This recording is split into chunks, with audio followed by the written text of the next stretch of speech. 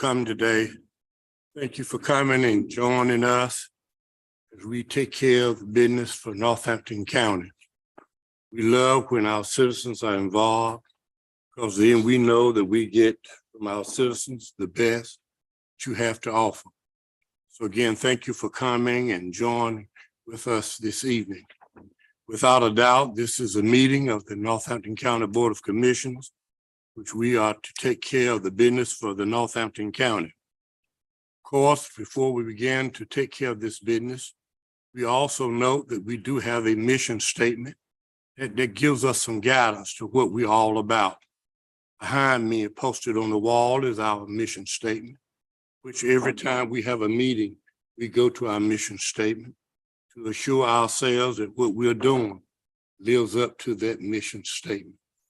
And along with that mission statement, there is a statement that we have, a vision statement that we have. You see that also on the wall, talks about the future for Northampton County. That's the talk that everybody's having. Where will Northampton County be in the next 10, 20, 30, 40 plus years? We are concerned about that. We want to make sure that whatever we do will not impede the kind of things that we need to happen in Northampton County. So again, thank you for coming and sharing with us. We ask that you would certainly abide by our rules that we have, and that we will certainly pay each of you all a given opportunity to come forward. We'll give you that courtesy of listening to you. When you came in the door, you find on my right, you'll find a copy of the agenda. If there are any persons who desire to speak to this board about any subject, you have the right to do so. You may fill out the form, and at appropriate time on our agenda, we'll have you to come forward, and we'll have you to speak at that time. So again, this is our meeting. This is our county meeting. We love Northampton County. We want to do what's best for our county. At this time, we like to have a moment of silence. I do note that there are a lot of things that's going on around us. We do ask you while we in this moment that you will consider the deputy that we find that's been reported to us that has passed. We want you to keep them in mind. Also keep in mind of those in your community, those around who might be sick or ill.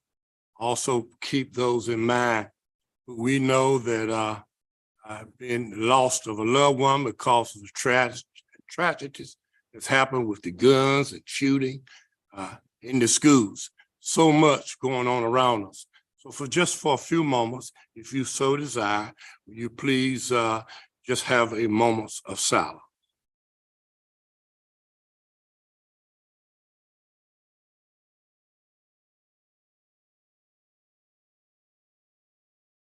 Thank you so much. This time we do know that we live in the United States of America, best place in the world to live. We're going to ask you this time, if you please stand with us. We have salute to the flag. I pledge allegiance to the flag of the United States of America and to the republic for which it stands, one nation, under God, indivisible, with liberty and justice for all.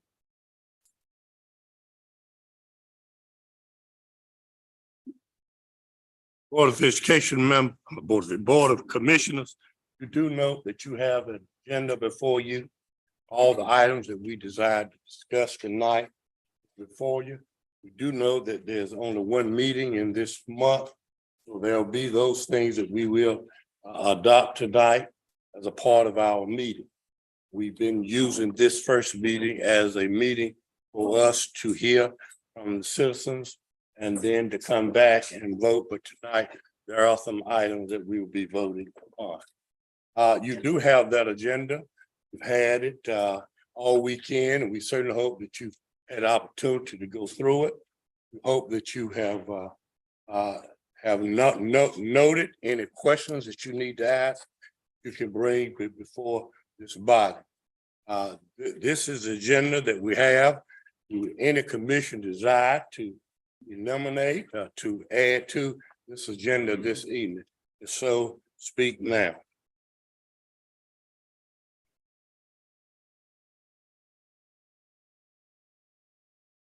If not, could I have a motion that we would approve? Mr. Edwards is on. He's on by video. So, Mr. Edwards, thank you for being on. That means all of our board members are present. Could I have a motion to adopt this agenda that you have before you? So moved. Moved and properly seconded, we will adopt this agenda we have before us. Are there any questions? Any discussion? If not, all in favor, let it be known by usual sign aye. I brought Taylor. I Faulkner. Ayes have it, motion is carried. Thank you so much, board members, for knowing tonight these are the items that we shall be discussing.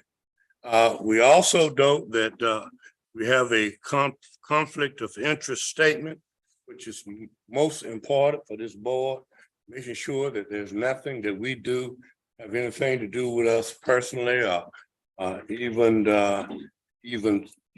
any signs of being personal within of us. At this time, I'm going to ask my vice chair if you will read the conflict of interest statement, that all board members will understand that the agenda we have tonight, there's nothing here dealing with you personally. In accordance with the rules of procedures adopted by this board in section 153A44 of the North Carolina General Statutes, it is the duty of every member present to vote on all matters coming before the board unless there is a conflict of interest as determined by the board or by law. Does any board member have a conflict of interest with respect to any agenda item coming before the board today? If so, please identify the conflict and the board will consider the matter.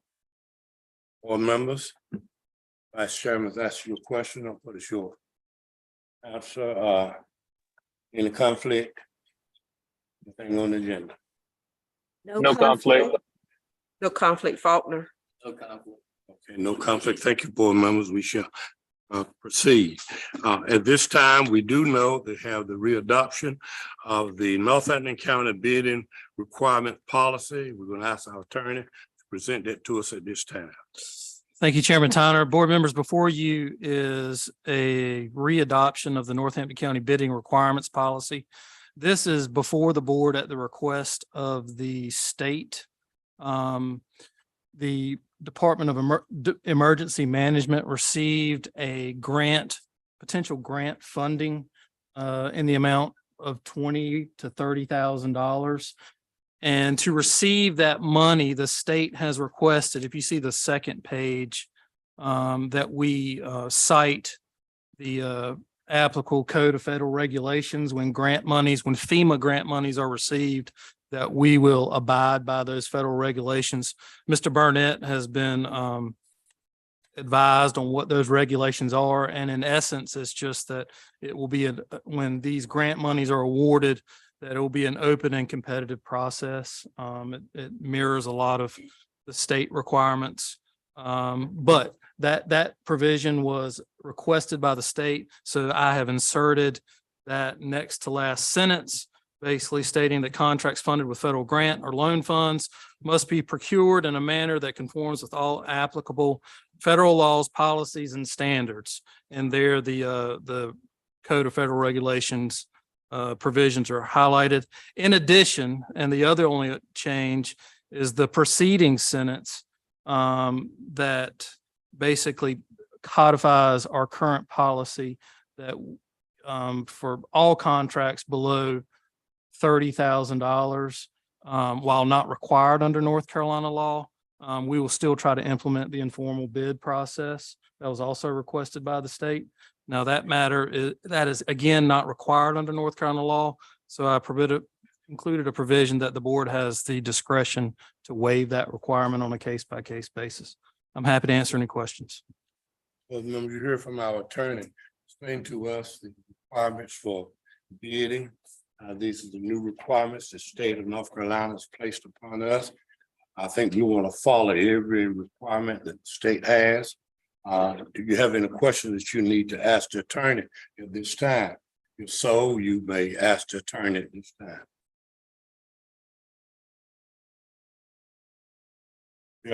If there are none, I'll ask at this time, what is your pleasure in this adoption of this bid requirement policy?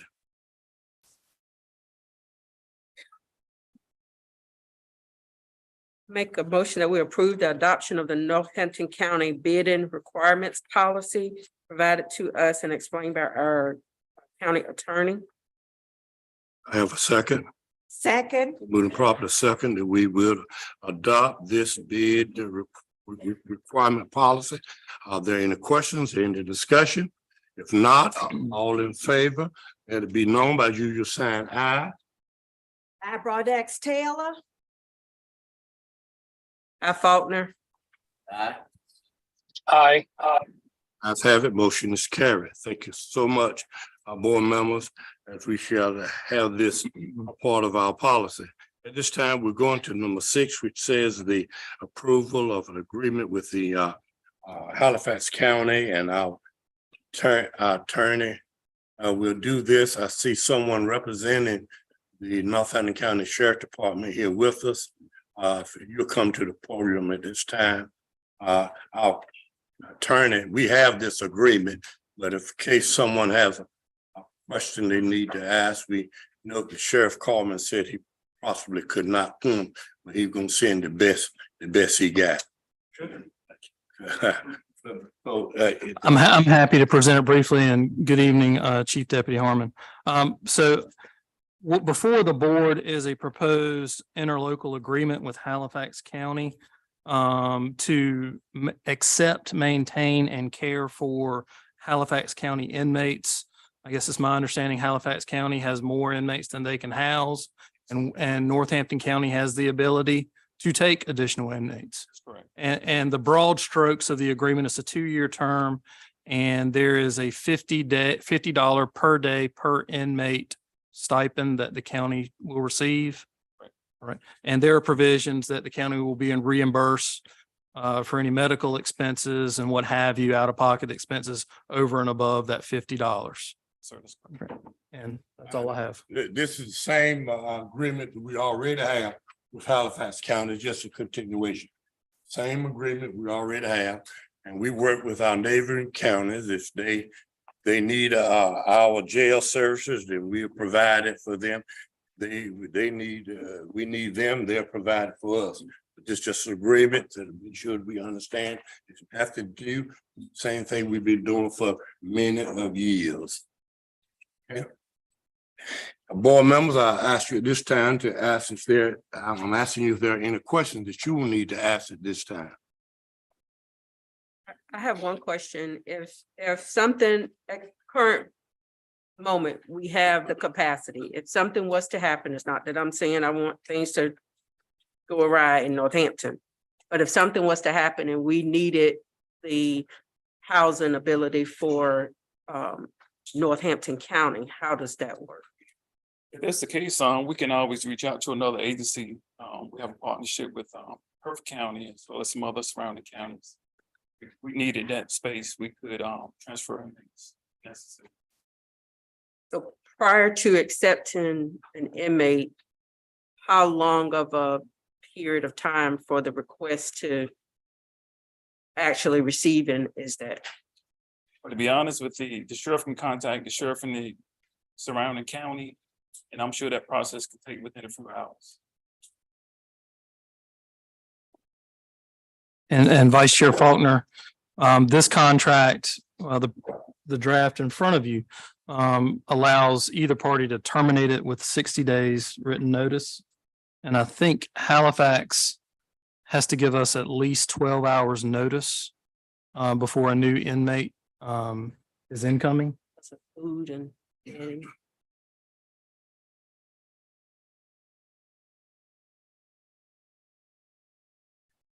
Commissioner, this is no different than what we've done in the past. If we've had no problem with it in the past, hoping we will have no problem with it in the future. We're leaving it up to the sheriff department, working with the sheriffs in neighboring county to work this out. Are there any other questions? And I apologize. Along with my recommendation to approve it, would be that the county manager be authorized to execute it on behalf of the county. Any others? Any others? Commissioners, any others? Give me an opportunity, commissioners. If not, what is your pleasure, Commissioner? What's your pleasure? Make a motion, we accept this agreement. As presented by the county attorney. Could I have a second?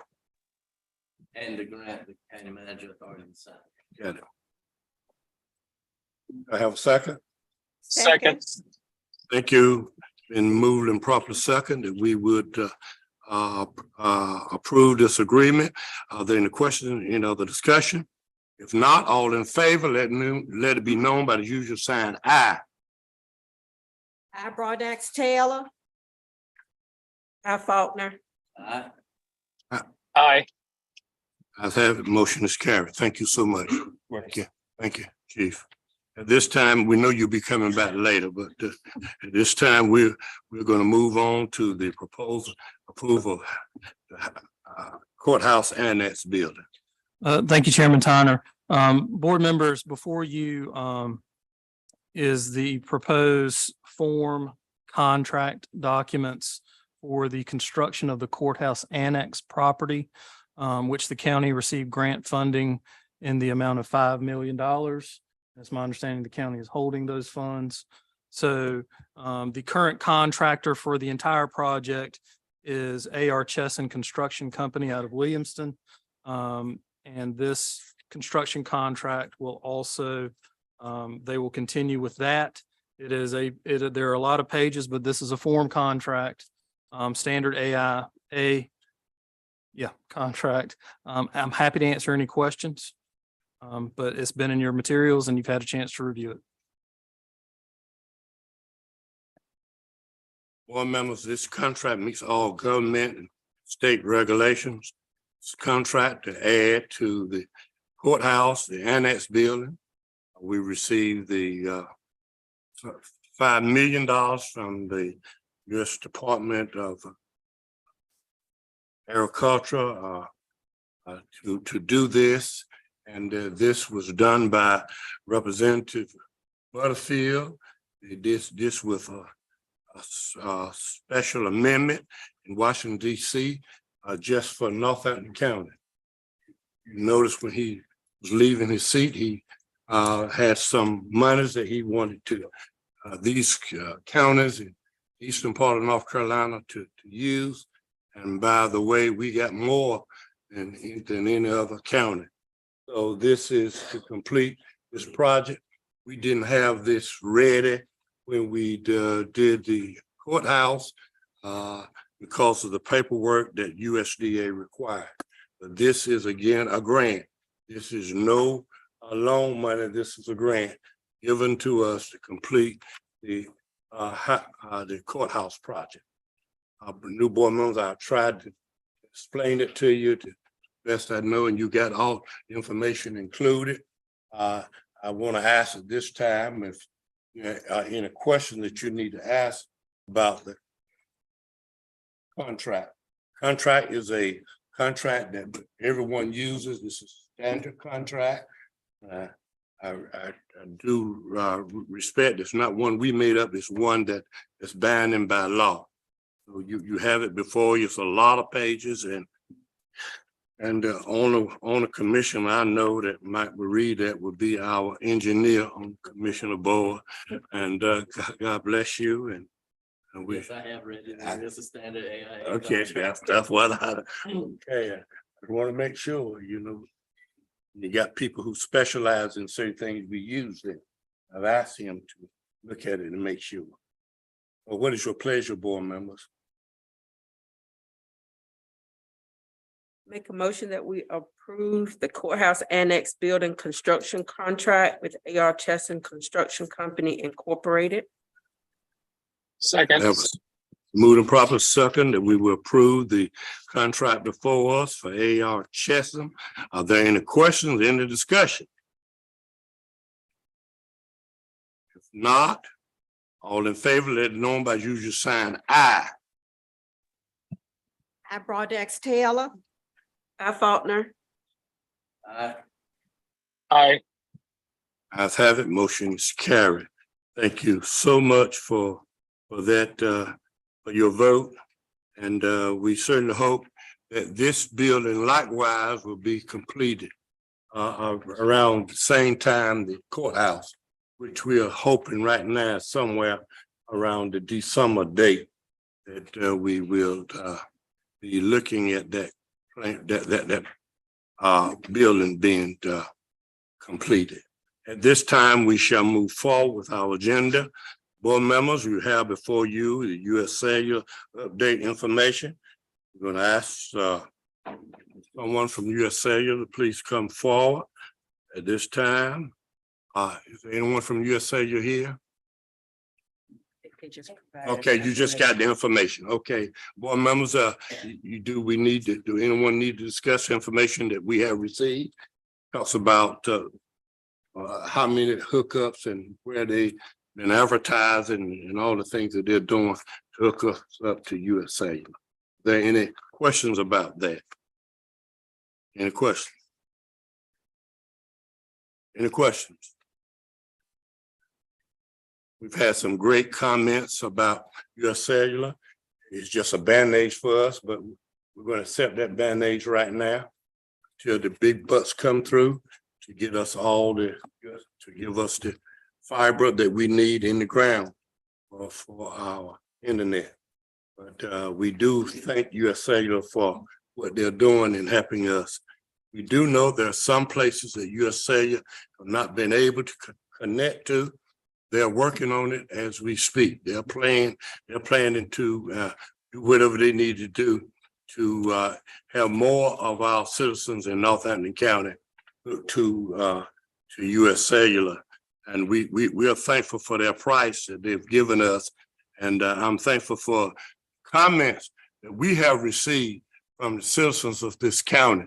Those of you that have US Cellular, it's one thing to not have it and then get it and then don't say nothing about it, as if nothing, we haven't done a thing. I'm thankful for all of you who could at least pick up the phone or email us or text us and said, thank you. For now, I do have internet at my house. And I can look at any movie I want to look at. I didn't ask them what movie it was, but that's what they told me. Okay, at this time, as we continue on, board members, come before you now is the proposed county appointment to Northampton County Economic Development. You have with you in your package Stephanie Taylor, who has from Garrettsburg, who have and signed up to be on that board. We have a Katrina Strickland, who signed up to be on that board. Those are the two people we have who desire to be on that board, which will be start operating in July 1. Those are the two names that we have. And any citizens who desire to be on any board, you have the right to do so. All you do is fill out the information, send it to the clerk of the board, and we will certainly. We don't have a whole list of folks who want to be on boards in our county. If you fill out one, most likely you're gonna get on. Because we don't have the names. These are the two names. You got information in there, personal information that we're not sharing to anybody else, but here's the information that you have. These two persons want to become a part of our Economic Development Commission in Northampton County. Do you board members have any questions about the two names presented to you? Have any concerns? Let me say that too. Might be a question, might be a concern.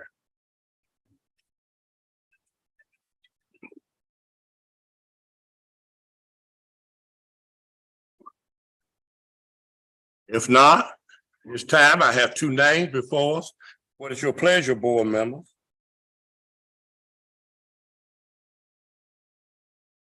Don't know him? It's been in your package. Mr.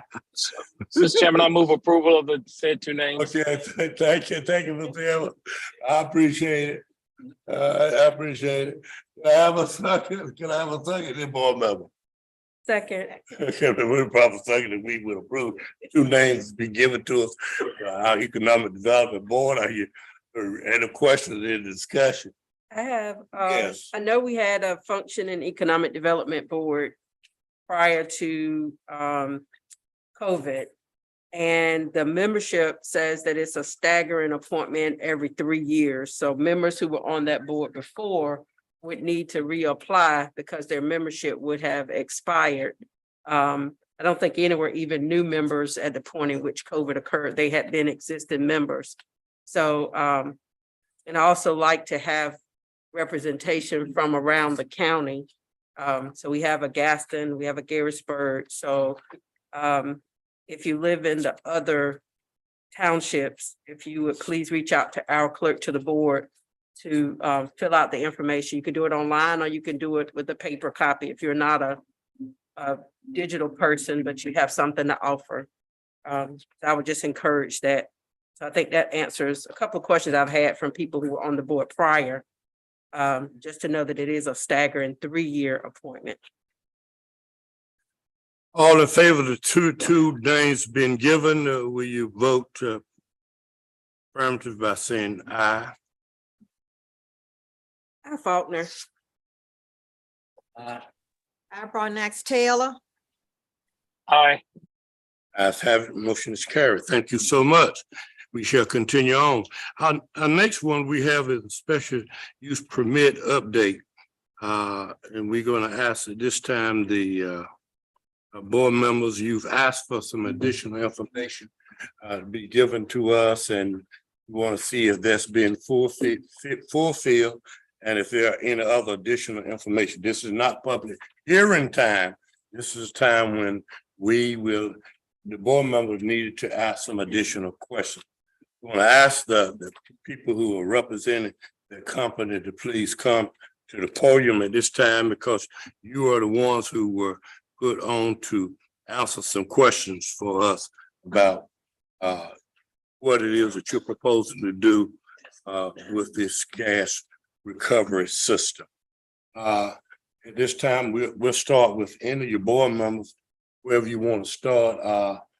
I think I want to make sure that everybody understands. I asked Commissioner Martin in particular, he's an engineer, to look at this and to bring us back any report on this, on his finding. I'm not a specialist in that area. None of the other board members are. We're just looking for all the information we can get. Concrete facts. Facts is what we want. So I just wanted you to know that to all the citizens, we're trying to get all the details and all the facts that we can get about this before we make up before we vote to do what they've asked us or requesting us to do. So at this time, the board members, they've given us a lot of paper. And those of you who gave us all this information, we want you to know we read it. And you don't need to come and read to us. We want you to know we'll read it. But we do want you to come so we can ask you any questions about your findings of what you have given to us. So at this time, board members, let me start with Mr. Martin. Is there anything, Mr. Martin, did it satisfy your answering your question, or do we need them to answer more questions, or what do we need to do? I have one question. Your comment to the lining material of the lagoon.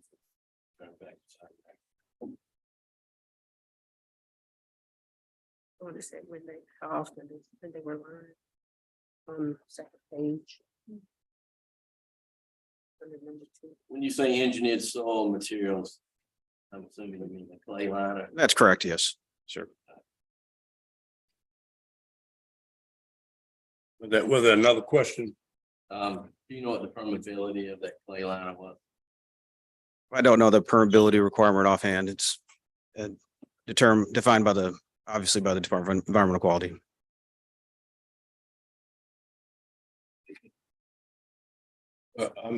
Commissioner, we'll come back to you, Mm. Commissioner Bond, we'll come back to you, and we ain't no hurry about it. You all make up your mind how you want it to be or what you want it to be. How about Commissioner Fall?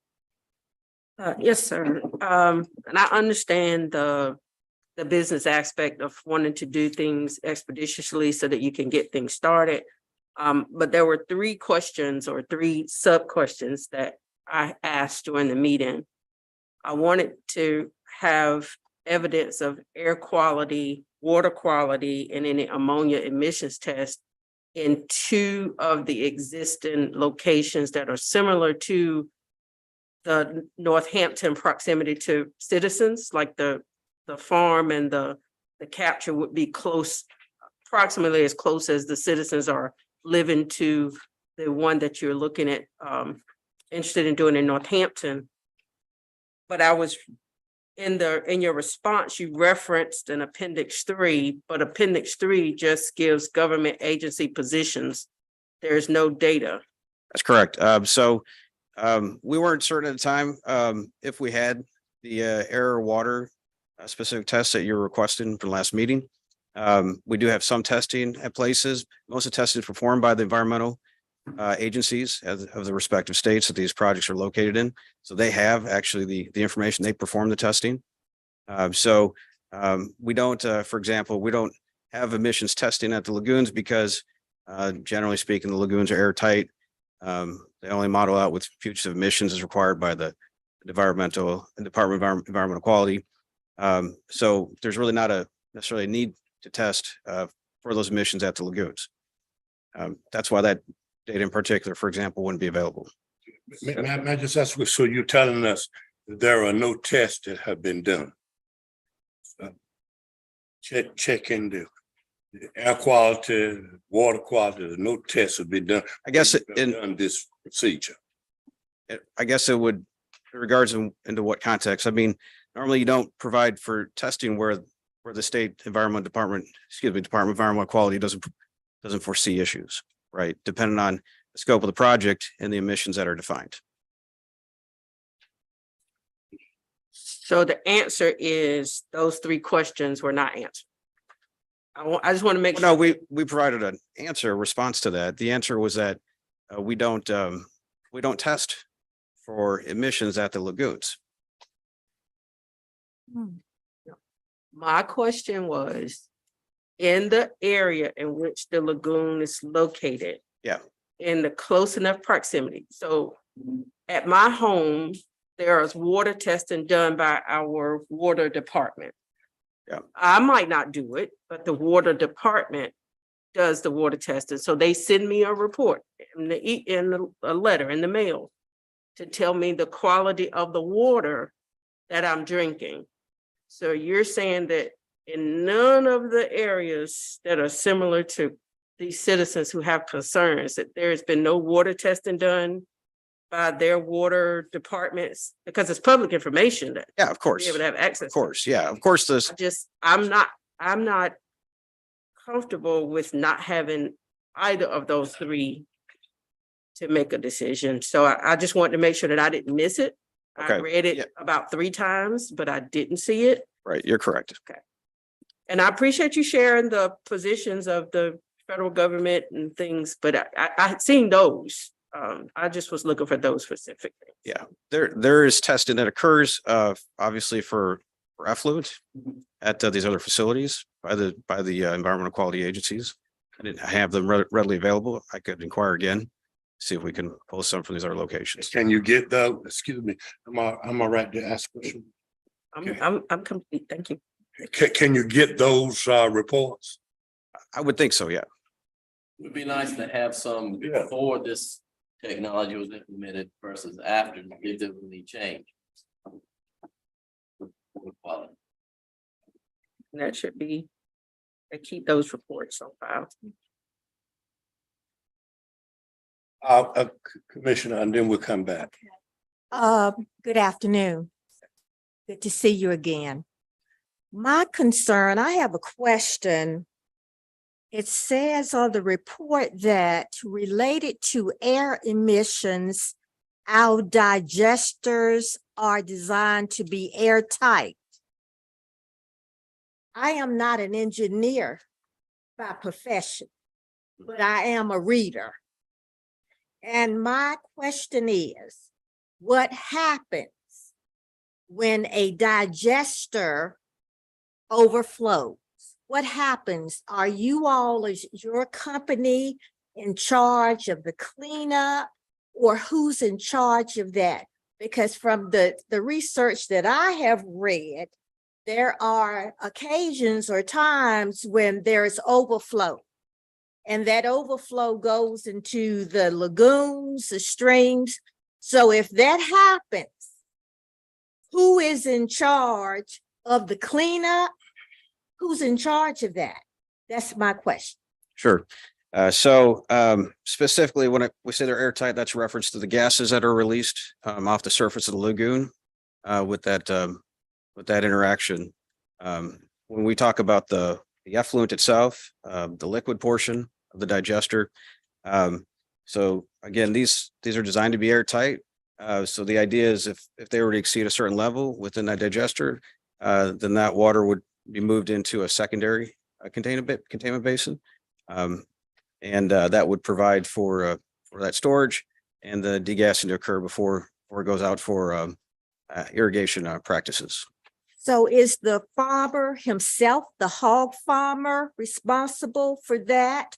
Or does your company come in and assist that hog farmer with that cleanup? Go ahead. If I may. Please. Hi, sir. Yes, let's go to the mic because we're broadcasting. Thank you.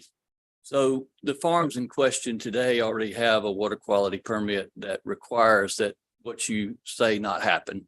That'll obviously be the case going forward with the addition of a digester or covered lagoon.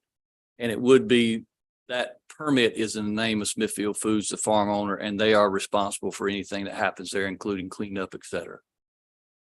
So Smithfield Foods is, you all are. That's correct. Yes. Smithfield Foods is, I'm sorry, I want to make sure I was clear. Okay. Smithfield Foods is, and that's who I'm here representing tonight, is responsible for that. Yes, as they are today. So I guess my other question is, thank you for answering my question. Yes, ma'am. Smithfield Foods, you're a part of them, or are you a part of the other organization, Redson or Cardinal? Both. Both. Yes, ma'am. And your home base is out of Raleigh or out of, is it Minnesota? No, no, ma'am. My home office is in Warsaw, North Carolina, in Duplin County. Okay. Smithfield Foods home office is in Smithfield, Virginia, just across the state line. But there are offices in Waverly, Virginia, in Warsaw, North Carolina, Kenansville, North Carolina, and Laurinburg, North Carolina. Is that your corporate officer? For hog production division is in Warsaw, North Carolina. Yes. Mr. Edwards, we'll come back to you Yes, if you sir. need. Done the thing. Mr. Edwards, any question? No, sir. My concerns were similar to Commissioner Faulkner's. Kind of commissioners, I want to go back through you again. Make sure that you, if there's another question that you need to ask this organization about what it is that they're planning to do that will satisfy you. Because at the end of the day, there will be a vote by this county commission. Yes. The materials that you gave us had a stamp that said business confidential. And I'm bringing it up because I know that there are some citizens who had asked for certain reports. So if you would share with our clerk to the board, which parts of these contain your proprietary information that cannot be shared if a citizen does ask for certain things. Okay. I want to respect the proprietary nature of some of the information you share. No problem. Board members, again, are there any questions that you need to ask? Any other questions? I thought the information was very well done, but it did not present any kind, maybe I missed it, a public hearing or any kind of community opportunity to come in and talk with you all so that it will explain or clarify for the citizens that I missed that. And I could have. Well, that's what we had at our last meeting. That was a public meeting. But it wouldn't do Smithfield no harm in having a meeting of their own. They can bring in, that's entirely up to them. But we met the mandate of the law. The mandate of the law said we have citizens input, and that's what we did at our last meeting. I got that, Commissioner Tyner, but I'm still saying they have it. Yeah, but I'm saying, yeah. They have it. Okay. Board members, or any other board members, or any other comments, do not leave here tonight without having all your questions. Yes, Mr. Chairman, I just feel that still there's some unanswered questions to make a conscientious decision, speaking on my behalf. And I believe that alluding to what Commissioner Fornax Taylor was stating, I believe that there needs to be an in-depth forum outside of the commissioners meeting where they come present all the facts and have a Q&A for the public in Northampton County. okay. I've heard Commissioner Evans say to us against Smithfield that he would like to have another meeting that the citizens will be, make sure I'm saying it correctly. You like to see another meeting where the citizen will be able to ask questions to Smithfield about this procedure and what it is that's going on. And I also heard from one of our commissioners, and I hope I'm reading you right, that we just need to know and make sure air quality, water quality around these places meet the federal and state guidelines. Am I reading it right? Could we have this additional meeting closer to the location of when Yes, sir. people have travel issues? We can have this meeting wherever you want to have it, Commissioner. I don't know what Okay, it's at the gas station. venues might be available in that general area, but something We can do that. closer to their, I have no problem with that. community. I Commissioners, you agree know, with Commissioner Martin in the area where they're speaking of. Yes. if, Present, for if, lack of a better term, dumb it down to the Okay. average person's capability, not to offend anyone, but everybody's not an engineer. Smithfield, will you have a problem if this board would have a community meeting and just to present facts? Not the pros and cons, but just to present facts to the people who live in that community. If so, you can say so. If not, then we'll move on. It feels very proud of the project that we're putting forward. We genuinely believe it's in the best interest of Northampton County residents. So I will take that under advisement. My immediate answer tonight is certainly we have no problem sharing what we're doing with a broader group. Thank you. Board members, could I have you to have me to set up a meeting in that area in the next 30 days? And you put a public notice out. People will be invited to come. The meeting just to hear all the facts we have about this lagoon, what it is they plan to do. Am I right, commissioners? Won't do anything outside of what? I think to address the agenda item, which is the special use request, I think we need to table the decision until our May 22nd meeting. And between today and our May 7th meeting, if we could have another community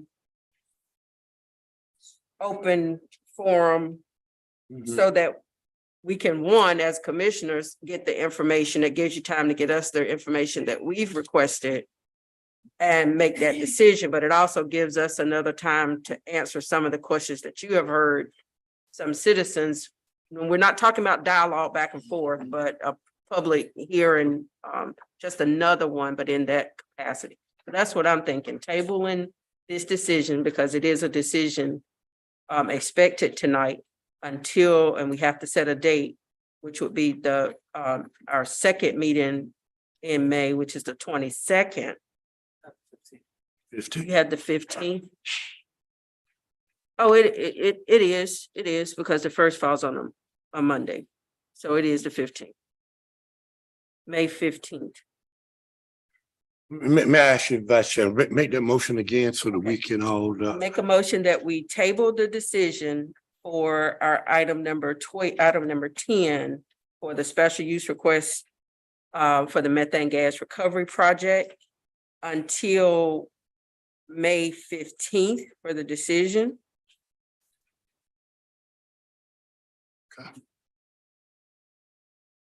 I don't know if this needs to be a part of that hearing, but having that public hearing between today's date and the May 1st next work session. So that we have the work session after the public hearing, and then maybe we can make a decision by that 15th. board members, I'm listening, do anybody got any questions about what she just proposed or the motion she's got on the floor? That's not parliamentary procedure, but we'll ask I'll you. second the motion. Okay, it's been moved and proper second that we will table this until the date that was given to us. Are there any questions, any other discussion? If not, all in favor, let know by you just sign aye. Hi, Bronax Taylor.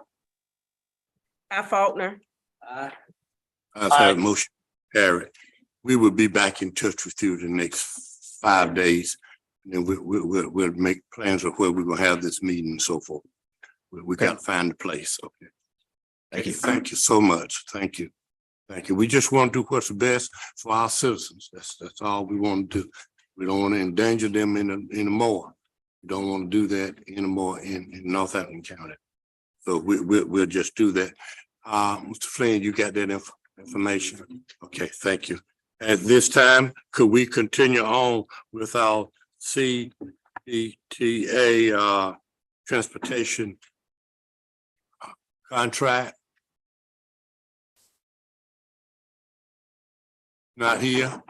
This is the second, third time I had this on the agenda. And they had no one. All right, there's no one here to present that.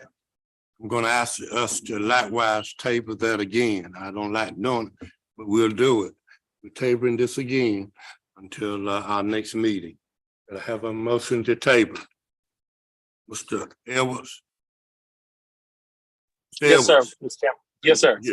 you on that board and we don't have anybody here to do that presentation to us. We're tabling that until our next meeting.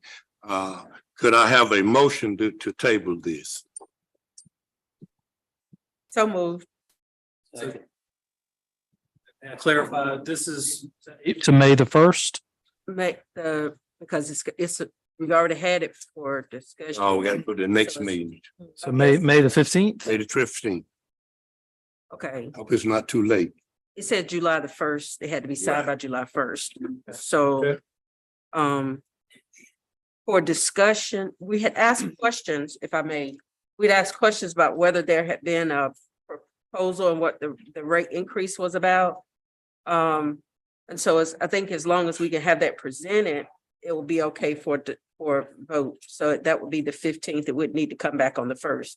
As long as we can just have the information Yeah, about the price rate increase. I'll agree. We need to bring that on the 15th. Yeah, We need to bring it on the that 15th. gives them time. Okay, to give them time. Okay, do I have a motion on that? Make a motion that we table the proposed approval of contract and rate increase for CPTA to May 15th for decision. Okay, could I have a second?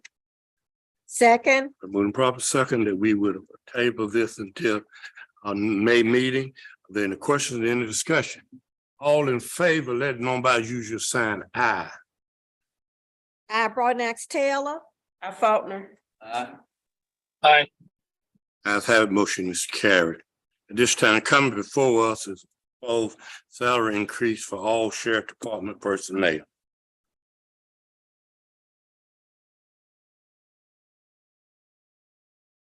Good evening again. Good evening. In the last few months, a lot of our employees, have been leaving the sheriff's office. We've been unable to retain our full-time employees, the pension officers, as well as our deputy sheriffs. We've been training these officers, but they don't stay. We're losing a lot of good officers to other agencies due to higher pay. This has been an ongoing thing. It's like it's a revolving door, come and go. Train them, there's money in them, they do not stay. It's been a constant turnover. Sheriff is requesting, if possible, the board commissioners, if you all would raise the salary for all of our sheriff's office personnel, including the detention center administrative staff. It's very important that we hire and retain good qualified, certified employees. Excuse me, there's somebody talking. Y'all don't mind. We was talking. Please don't talk. We can't hear. Not the best acoustics in here. Continue. It's very important that we hire and retain good qualified, certified employees to better serve our citizens. The sheriff's office currently shortage of 4 full-time deputy sheriffs and also 4 full-time detention officers. I'm afraid that if we don't do better than what we're doing, we're going to continue to lose officers to other agencies that are paying higher salaries. If we was to get this salary increase for all of our staff, if it's approved, it will give us an opportunity to be more competitive to hire and retain our personnel at a much higher rate. The cost of the hiring, the training, and retaining would decrease due to lower turnover rate, therefore allowing our personnel to better serve the citizens more effectively and efficiently on a daily basis. Thank you. Well, Mother, I just want to say to you that I've been in touch with the other chairmen of county commissioners across the 4 counties here, and all of them are having the same problem. I just want you to know that everybody's having the same problem. But for us, this is our problem, and we've got to do all we can. Because we've got to have some law and order in Northampton County. I do ask that this board would at this time advise our county manager if he would, in his working of his figures for next year, starting July 1, he would come back with a recommendation on this that the sheriff has asked us to do. And of course, as we do the budget, it can be hard on us, but that's what we're elected to do. When we do the budget, priorities gotta be, we gotta make some priorities. Sheriff Department, we gotta be in that priority. There's no question about it. One coming knocking at your door, coming down your door, you want somebody to come. There's no question. EMH, all those are just priorities. So we're going to take what you said under consideration. We're giving it to the county manager. You ought to be here when we have our budget hearings and negotiation. We'll be talking about what we can do for our sheriff's department detention center. Just want you to know that if we can do that, if y'all agree with that, commissioner, we talked about it already, we can agree with that. We know there's an urgent need and we just got to do what we got to do. We just got to do it. Sis, I hope y'all understand. Everybody was talking about, we want tax to be down, but yet we want our citizens to be safe. And in Northampton County, we got more senior citizens than we have anybody else. Senior citizens need to know when I dial 911, I want some action. I don't want nobody to come see me an hour later. I want somebody on their way. So we understand that. I promise you, we're gonna do all we can to make sure, and not me, but this board, we're gonna do all we can to make sure that we're safe. Thank you. Yes, sir. Thank you. Thank you so much. Board members, anything you all need to say about that? Ed, Taylor, how about Mr. Edwards? Anything you need to say? Mr. Edwards? Anything you need to say, Vice Chairman? No. Okay, thank you. Thank you. No, sir, Mr. Chairman, I agree with everything you just stated. Thank you. Mr. Wheeler, coming before us. Evening, everyone. Hello. I'm here today to Northampton County to request a grass cutting contract for location of Rich Square Creasy. Northampton County Building and Grounds, we currently maintain 30 county buildings on 12 different county sites with approximately 50 acres of grass that we maintain. And at this time, we only have 2 general maintenance utility workers.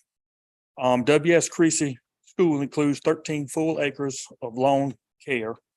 Also, Odom Prison property includes 56 acres of lawn care. The additional properties of lawn care would overtax the current staff that we're having. These 2 properties were put on bids in the summer of 2022 with no responses. I have received 2 bids from 2 different people for Odom Prison, and at this time, I would like to recommend that we keep the Odom Prison bidding process open in order to get more bids if we can to alleviate the different scale from one bidder to another. It's a big, broad difference, and I would like to have more time to see more bids to see if we can get them a better comparison. As far as for the Rich Square Creasy property, we have a low bid from a Mr. Trevor Brantz of Robertsonville, North Carolina, has the lowest bid.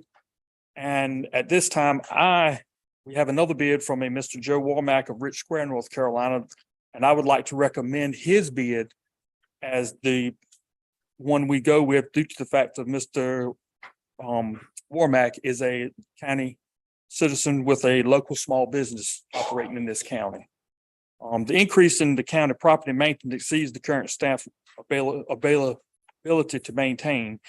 And if we did award bids in this, I would, if contracts could be awarded, I would love to have a 3-year contract so that the process could last. But the way time flies now, it's time you get through 1 year, another year is already again. So a 3-year contract would be a recommendation that I would like to also present, and a grass cutting contract would have to be included in our budget.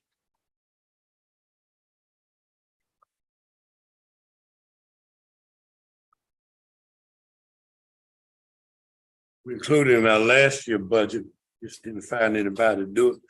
You did the best you could to keep it up. Since that time, you lost a man in that department. Anybody know anybody want to work, please send them to Northampton County. Please send them to Northampton County. Anybody knows anybody who wants to work, want a job, want to come to work, do their job, please send them to Northampton County. But it's just not only Northampton County now. This is everybody looking for employees, everybody. But because we only got 2 men working, the best thing for us to do is go out and get a contract for somebody to come in to cut. And then probably save us some money, because with that contract, we ain't got to pay all the fringe. We ain't got to pay the Social Security and the insurance and all those kinds of things. Okay. So board members, I guess county manager. I do have one point to make also. I know that we're asking for the July 1st start date, but we have enough money in this year's budget to get this contract going today, if you all approve it, given that grass season is soon approaching. And we can get behind. Get behind. That's my Thank you. 2 cents. Thank you. We appreciate that 2 cents. Yeah. Board members, what is your, you got a question, board member? WS Christian School, could you have any problems? Not, I entertain a motion. We need grass that need to be cut.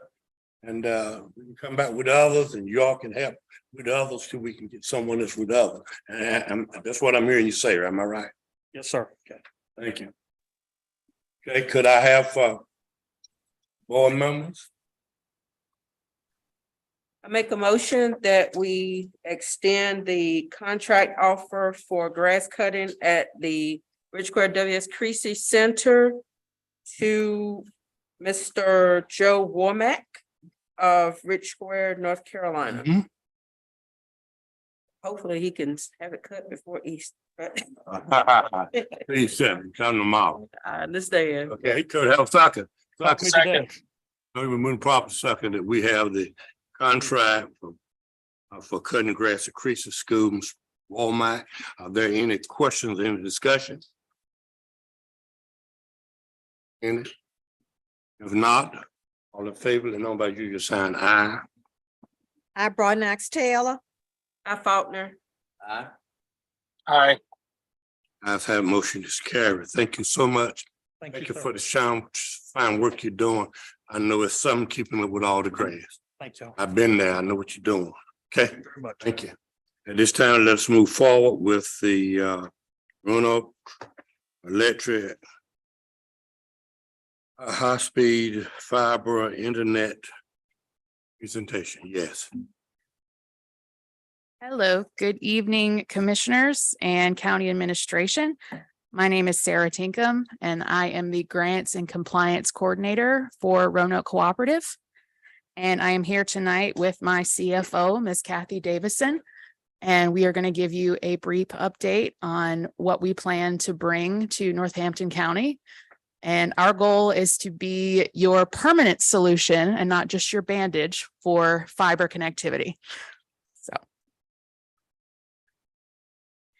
So this first slide, and I know you guys have received this in your packet, so I'm not going to read it word for word just to honor your agenda and everything that you have going on this evening. But Roanoke Connect is our fiber subsidiary owned by Roanoke Cooperative. We're currently serving over 21,000 homes and businesses across our 6 counties and our service area. And we've listed our counties there for you: Gates, Northampton, Halifax, Martin, Hertford, and Bertie. We are also working on a partnership with the MCNC, delivering services to underserved communities throughout North Carolina. And our goal is delivering service to over 100,000 homes and businesses across North Carolina. This next slide talks about our shared vision and commitment. We understand that the need for fiber infrastructure is very important to rural communities to help close that digital divide. And we want to make sure we can support the needs of our region's residents, businesses, and anchor institutions. We also want to make sure we can support economic development in these rural counties of North Carolina. So we know that having access to fiber allows for businesses to come in and invest in your communities. And we also know that it provides residences with remote healthcare, telehealth services, and of course, it provides children with the chance to access online schooling, which obviously that need became very apparent during the pandemic. Roanoke Connect will deploy a purpose-built fiber optic network that vastly exceeds the reliability, coverage, and capacity of some networks that are currently in place.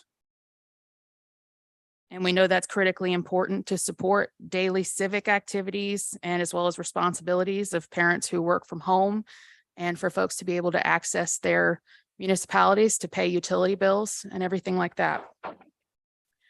And Roanoke Connect fiber investments also support advances in the power monitoring, meaning if you have rural energy subscribers who use energy efficient appliances and different mechanisms that can help save money on electric and power services as well.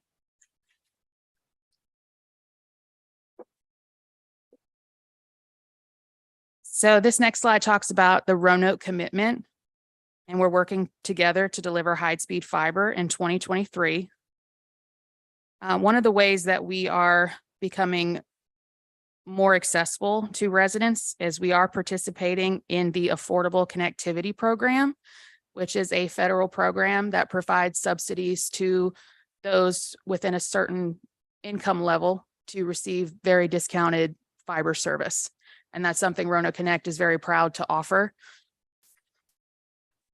And we also partner to deliver critical infrastructure to counties and their municipalities to connect vital services across the region. So of course, this includes your first responders, sheriff, fire, ambulance, or schools and libraries and other community and government facilities. This next slide just briefly summarizes our different packages and different offerings that we have currently with Roanoke Connect. So of course, we have everything listed for residential, business, and enterprise. One of the things we like most about our packages is that we try to make them as reasonable as possible. We don't like to do any sort of introductory rates that end up changing 2 or 3 years down the road. We want to make sure we're accessible and meeting the needs of your residents. So these next few slides are probably what we call the meat of our presentation, where we focus specifically on Northampton County. And we're hoping you all have received a press release over the last couple of weeks about our expansion into Northampton County. But just to briefly summarize that, we have begun construction, and currently we have 4,033 homes and businesses passed, with a total of 217 miles of fiber. And construction for this network is expected to be completed by the end of Q3. So sometime late August or so is what we anticipate. And this slide here just briefly shows our outlook for the next couple of years. So in the shaded green area, you can see is what we plan to do for 2023. And the blue area there is where we have already completed. 2024 is in yellow and 2025 is up there in purple.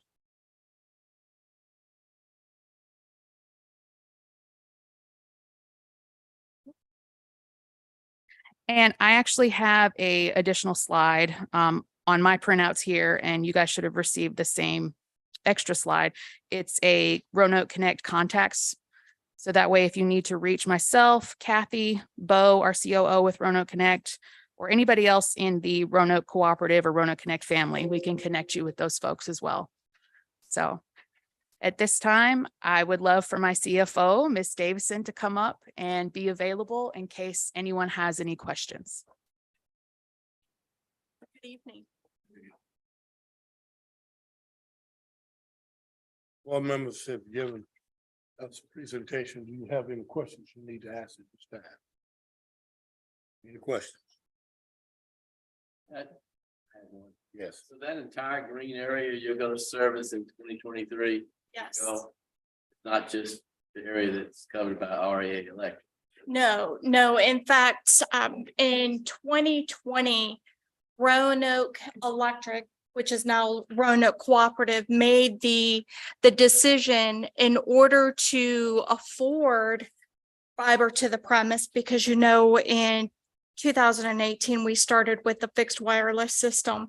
And because of tree coverage and really the topography within our service territory, it didn't provide us as robust internet service as what we wanted and what at the time, just our member owners deserved.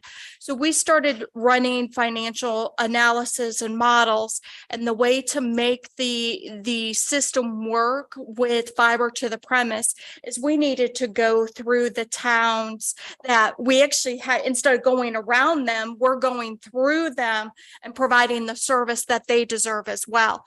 That helps us pay, because of the density within the towns, that helps us pay for our member owner areas, which we're averaging 6 meters a mile in our service territory. And most of the towns have between 15 and 20 homes per mile. Board members, you got no question? So how would a citizen know about this fabulous thing you're doing? What are your promotion efforts to get it out? We are on social media from Facebook, Instagram, Twitter. We also are sending out email postings. We have postcards that are going out about 6 weeks before everything is constructed, finalized construction with the drops. A postcard, really a postcard blast is being sent out. One of the things that's really important about Roanoke Connect is that we're local. And when we promise fast speed, Sarah showed that we have 100 is our base. What that means is you get 100 megabits per second upload and download. So it's symmetrical and it's not in the fine print of up to, it's symmetrical. And you have local people that live in your community that are actually installing that service right in your home. You're welcome. And of course, anyone that's interested can contact us through the contacts that are in the presentation, but also through the Roanoke Connect website, roanokeconnect.com. And we'll be happy to take an order. Well, members, I guess I shouldn't say this, but I am gonna say it. You know, I heard about this through the grapevine. It's not the way I want to hear it. So my question is the county, are you expecting the county to put any money into this deal? No. We did presentations for the great grants. And if you'll recall the great grant through the state of North Carolina, they were requiring a match from our counties. But because we did not receive grant money for it, our board has made the decision to go ahead and move forward without grant funds because the service is needed so much within Northampton County within our service territory. So there's no funds expected from the county matching. At this time, no. Thank you. Well, no, you got any questions? Well, Mr. Edwards?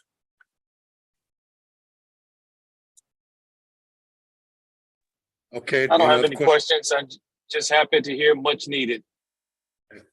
Any board members, any other board members? Thank you for the information. We'll be back in touch with you. Thank you. We'd like to come back on a quarterly basis to continue to give you an update on Roanoke Connect and the services from Roanoke Cooperative. Thank you. Thank you. Thank you. Have a good evening. Pete?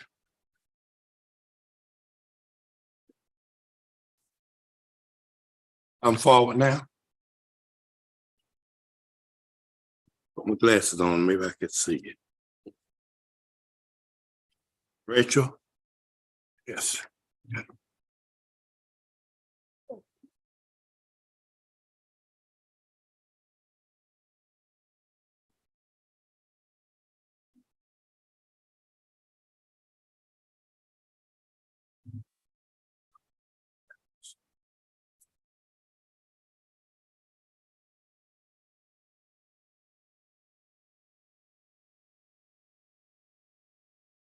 No. Good evening, Chairman Tyner and honorable commissioners. Thank you for the opportunity to be here again tonight. My name is Rachel. I'm the Associate Director of Local Affairs with PETA. This is my colleague Olivia, who is our Community Outreach Liaison. We are back tonight with the hope that you will again consider working towards better protections for dogs who are kept chained or penned 24/7, 365 days a year. Summer is just around the corner, and dogs will continue to suffer without your action.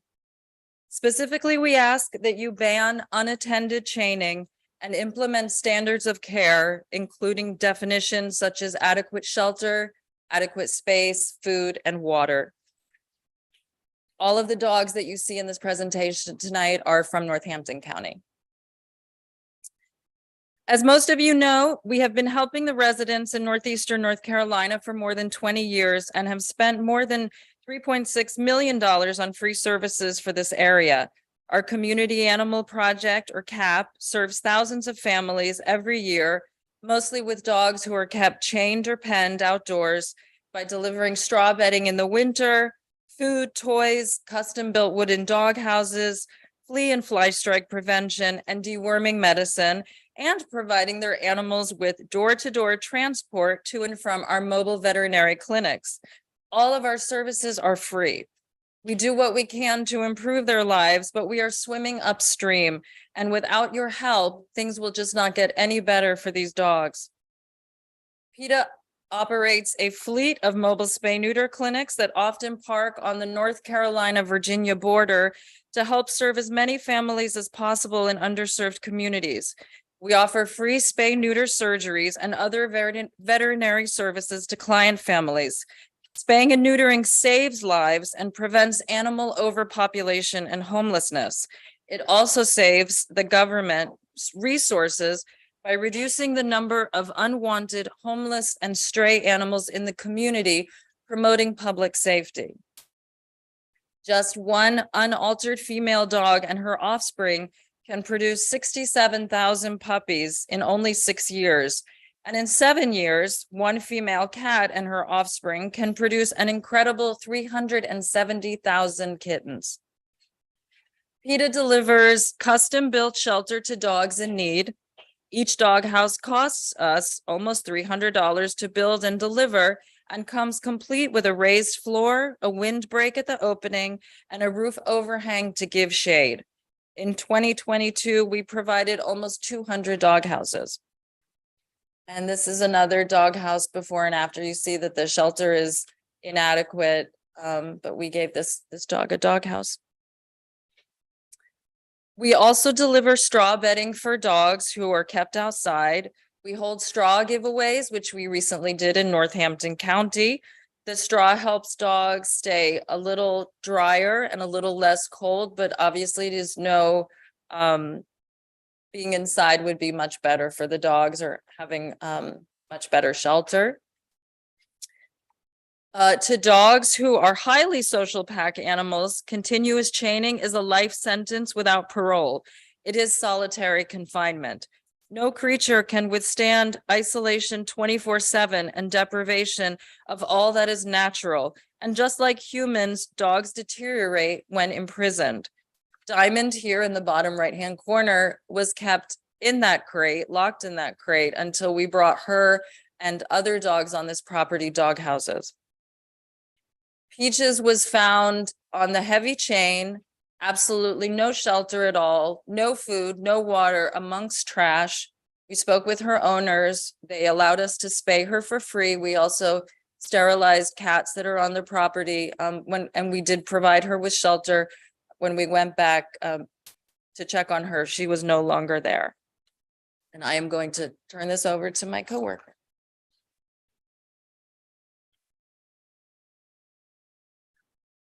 So Pancake, Sharon, and one other dog were kept tethered on this property. And when their owner died, instead of removing them and untethering them, they just kept them there. So for months, PETA field workers visited the dogs who had barely the necessities to survive.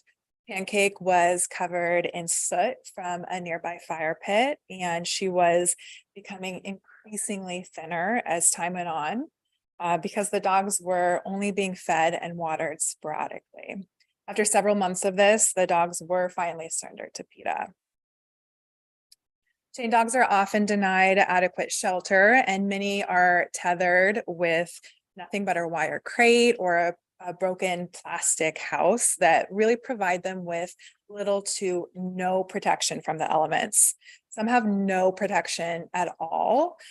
So for example, this dog who we did provide with a PETA doghouse.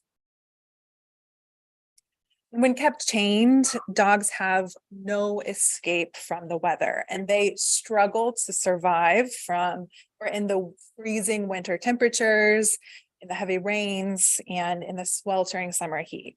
We found Blue here already dead after his chain had gotten tangled in this pallet. He was unable to reach his shelter. His owner had not bothered to check on him, even though it was one of the hottest days of the summer. Field workers often find dogs' water buckets contaminated with mud or algae. And of course, in the winter, the water freezes, leaving dogs totally unable to drink it. Kept out of sight and out of mind, chained dogs are often deprived of adequate food. And since 2014, we have been visiting this property where dogs are kept on short, heavy chains and inside of pens. The pens are rarely cleaned and the dogs have become infested with fleas every summer. They have literally no escape. They rarely have clean water, if they have any water at all. When the dogs get sick, the owners call us to come and get them. So unless an ordinance is passed to protect dogs like these, this kind of misery will continue. Supreme here was found emaciated without any access to food. He also had bloody diarrhea, which is a sign of intestinal parasites and is something that we frequently see with dogs who are kept outside. He also had pressure sores on his haunches or on his rear end. PETA field workers found Molly while visiting dogs at the house next to hers, and they noticed her and another dog were tethered with no water and with a broken shelter in the blistering heat of August. We continued visiting them for the next 2 years, consistently finding them without food or water, and often they were so tangled that they could barely move. They rarely had shade. On a visit in the summer of 2019, we found Molly dead, still chained. A necropsy confirmed that she had died from heat stroke. We worked with the sheriff's office to press cruelty charges against her owners who were convicted and banned from owning any animals during their 12-month probation. So prohibiting chaining or continuous chaining would not only protect dogs, but would also keep our communities safer. The indisputable connection between continuous chaining and canine aggression is recognized by federal agencies like the Center for Disease Control and Prevention and the American Veterinary Medical Association. A study partly authored by 2 CDC physicians found that biting dogs are significantly more likely to be chained. The AVMA advises dog guardians to never tether or chain your dog because this can contribute to aggressive behavior. And when localities have passed chaining bans and ordinances requiring standards of care, PETA helps get the word out by printing flyers and placing billboards and radio ads and more. And we really are here to help. Wanted to say thank you very much for your time and for having us, and we're here to answer any questions you have. Thank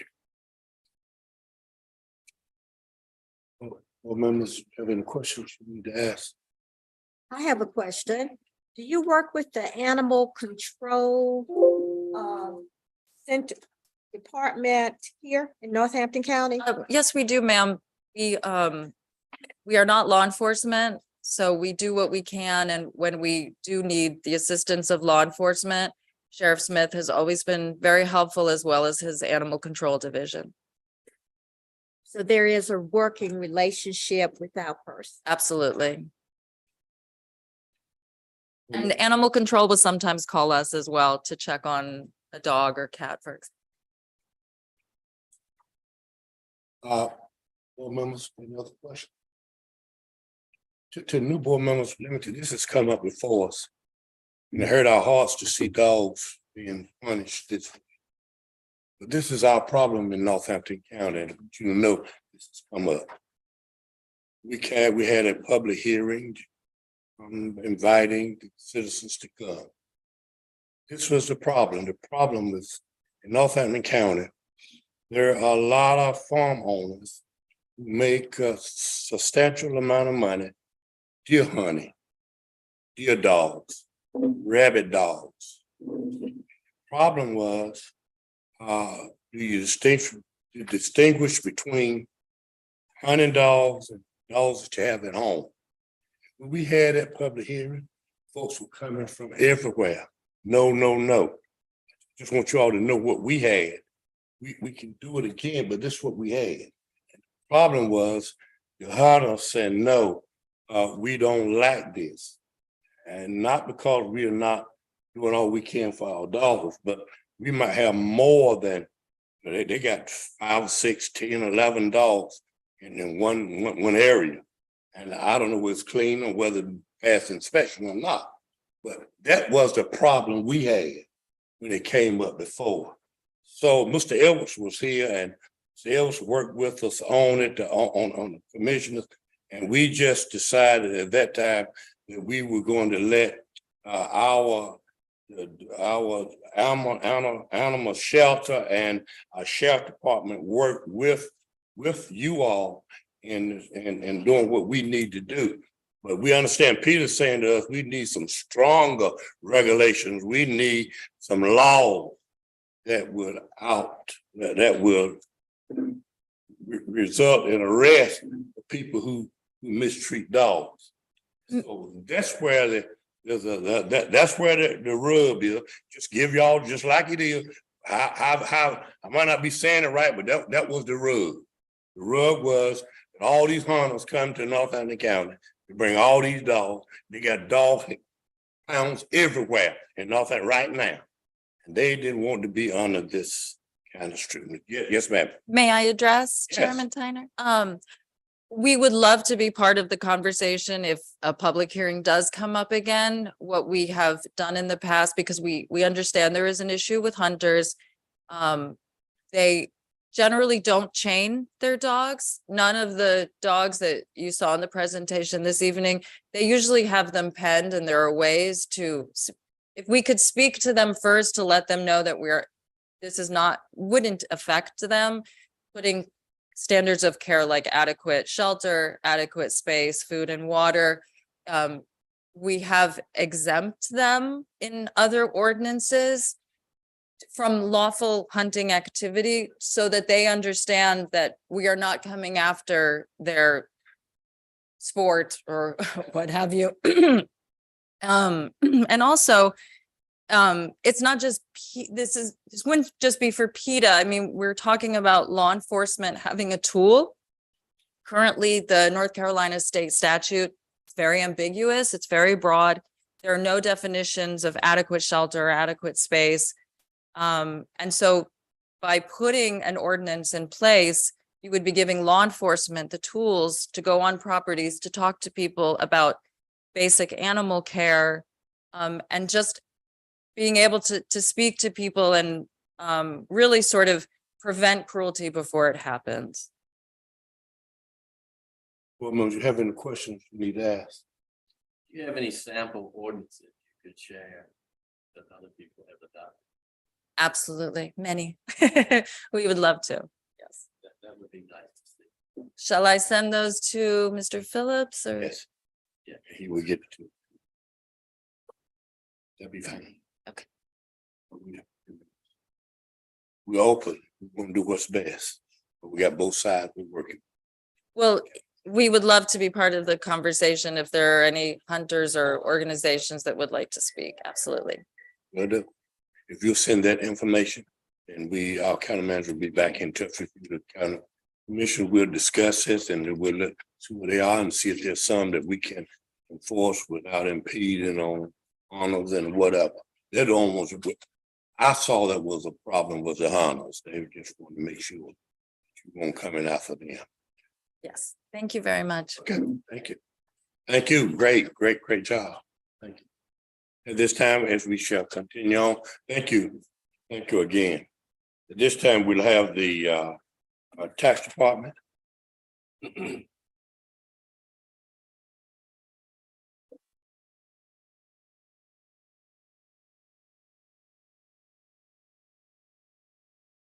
Good evening. Evening. I am before you this evening to obtain the board's approval for 5 ad valorem tax appeals in the amount of $3,217.29. The list should be attached to your information. Well, what is your pleasure on responding to these folks? The names that's listed. What is your pleasure? Make a motion that we refund or release the 5 appeals in the amount of $3,217.29 for the allowable reasons stated by our tax administrator in her decision making. I have a second. Second. Proper second, that we would allow the refund that's given to us. Are there any questions, any discussion? If not, all in favor, let me know by your sign. Aye. Al Faulkner, Aye. I, Broadnax Taylor. Aye. Ayes have it, motion is carried. Thank Thank you you. so much. Have a good evening. Okay, at this time, we'll have a financial matters. At this time, Good evening, everyone. good evening. Ms. Walker. Yes, Thank you. I am presenting budget amendment number 35 for your consideration this evening. This budget amendment is on behalf of the Office of Aging. I am requesting to move the amount of $17,000 from the contingency line to the senior distribution line. And the reason that I am requesting this transfer is to assist in covering the shortfall for the fiscal year.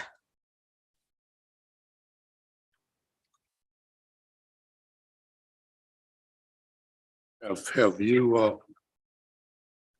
I'm in order, because I'm chairman. Listen, have you all checked into Upper Coastal Plain and see where the reimbursement, where we lacking and the reimbursement coming to us to make up that difference? No, the problem is gonna be you have to basically wait until the end of the fiscal year, see how everything shakes out. And then you have to justify your budget for the next year. So we'll be able to ask for more going into the next fiscal year based on the actual currents. So this is basically coming from the previous year's request to Upper Coastal Plain. With, I know you probably don't know that, but kind of manager, will you know there is a fund balance left in that, in this line item dealing with from Upper Coastal Plains to give to the Social Service Department as well as to this food for this department, aging. That I don't know of, but I can certainly ask Ms. Barfield if there is a balance. Will you do that and making sure that we have used up all the funds that's given to us by Upper Coastal Plains for this program? Okay. I just want to make sure. We know we're getting to the end of the year and we might overspend in one area, but underspend in another area. It's just a small amount, but we just, every amount helps. Okay. Is there another one? I'm gonna present the monthly financial report. All right, before you do that, I need a motion that we would accept the transfer of those funds, $17,000 at this time. Could I have a motion?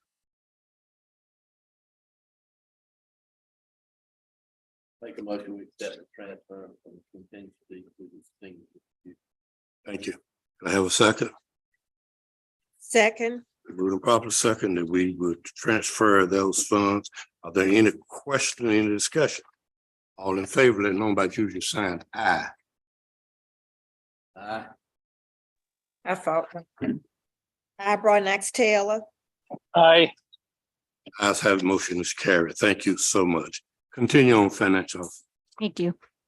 Okay, I will be presenting the monthly financial report. The rule of thumb was to stay below 75% for the month of March. The expenditures for the general fund account is at 22 million at 66%. Department of Social Services, 4.2 million at 59%. The enterprise fund, 2.2 million at 70%. Garysburg Water and Sewer, 45%. And to clarify on the 45%, It was due to planning for 400,000 toward tank repair, and that was later determined that was not needed. And last but not least, we have solid waste at 2.2 million, coming out at 92%. And to elaborate on the 92%, that is due to a blanket PO that was issued for curbside pickup. This concludes my reporting. So as of March, we're at 75%. Yes, So That's a good place to be. we're to stay under 70. 6%. Oh, yes, sorry. 66. Yes, sir. Okay. All right. Mhm. It's better. Okay. And but members, you got any questions? Just for information for us. We asked that they would keep us informed of how much funds they have in every program we have, and you have it right here before you. And board members, I need to also say, if you need additional information, we have a new finance officer. She will certainly give you any information that you need to certify any of the information that's being given to us. I just want you to understand that we have a finance department that's going to give us every month the expenditures as well as the receipts to see where we stand as of this time. At this time, we're going to ask the county manager. County manager, do you have any report, anything that you want to bring before us? It's a lot of information that was given out today as far as projects are concerned. Yes. I know we already talked a little bit about the courthouse project and the annex and the anticipation of having both projects done by December of this year. The courthouse about 25% complete. I think you all can see that as you drive by. It looks like they're almost close to getting dried in. So very excited about that. Workforce housing, as you know, we've submitted all our paperwork on that. The design for the building is completed. We're looking at 14 condo style building or units. We've been assured that the award letter and the drawdown procedures will be sent to us via US Postal Services. So we're just waiting for that $3 million notification to come to us. We already talked about the broadband, US Cellular and now Roanoke Connect. I think what I'm excited about is that by the end of this year, about 3/4 of all of Northampton County will have some type of internet services, and then all of Northampton County will have internet services by the year 2025. So that's exciting. Lake Gaston project, we have the architectural plans and the engineering assessments completed. We've connected with the funding sources for that, such as USDA, Golden Leaf, NC Department of Commerce, the NC General Assembly, and the U.S. Department of Economic Development Center. This project is on the radar for the Rural Partners Network, and it's going to be one of our projects that they're considering as a key project for our area.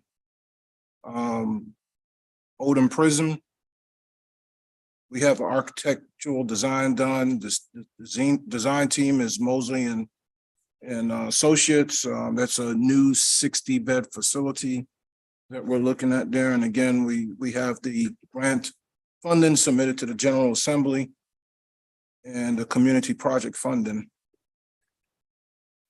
And animal shelter. We've been looking at the animal shelter since I've been here. We submitted the RFQ for that. We didn't get a response. That was back in the summer of last year. We do have that with Oakley Collier. They're putting together a design for us. And that should be ready for review by sometime this month, no later than May. We're looking at about $300,000 for that project. Get a new animal shelter put up using the ARPA funds. wastewater sewer line. That's the project going from Warren to Lake Gaston. This project is been prioritized by the Rural Partners Network for Northampton County. So that, again, it just means it's on their radar. And once they get up and going and I saw a announcement that they have actually assigned staff to that project. And so I'm looking for things to come out of that a little bit more faster than they've been going for us.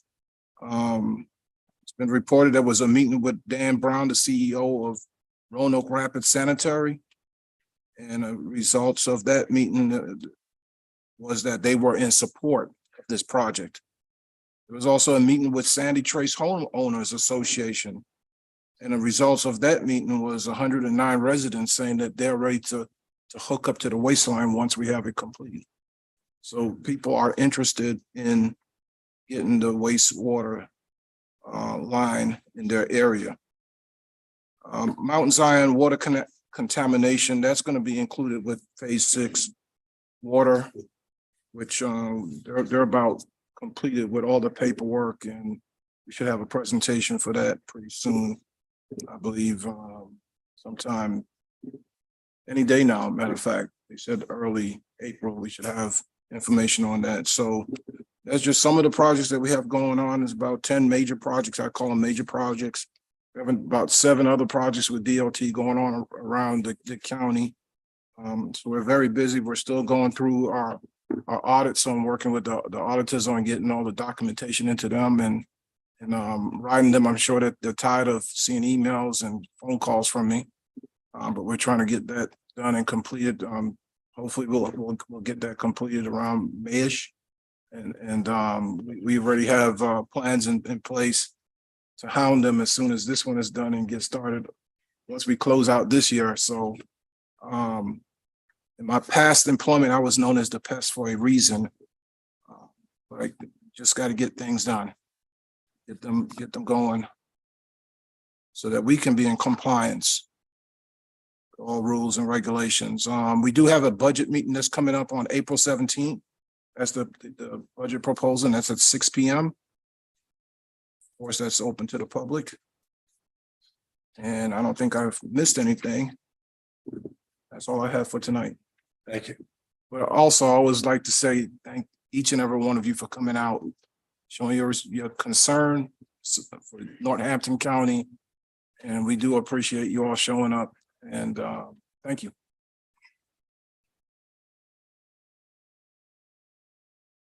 At this time, we're going to have the citizens. We do have right many citizens come before us. I'm asking Attorney if you would to how they. Yes, sir. Citizens, when you're recognized, please approach the podium and speak clearly into the microphone. Your comments will be limited to 5 minutes maximum. The chair will cut off all speakers exceeding their allotted time. If you have any questions of the board, you will receive a subsequent response from this board or county staff. The board will not respond or otherwise engage in a dialogue with you during your allotted time. Excuse me.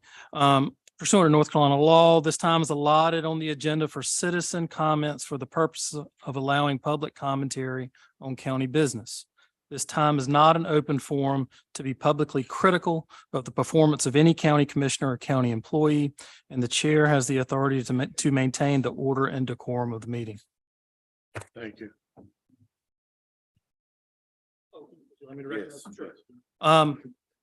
Roger Nichols.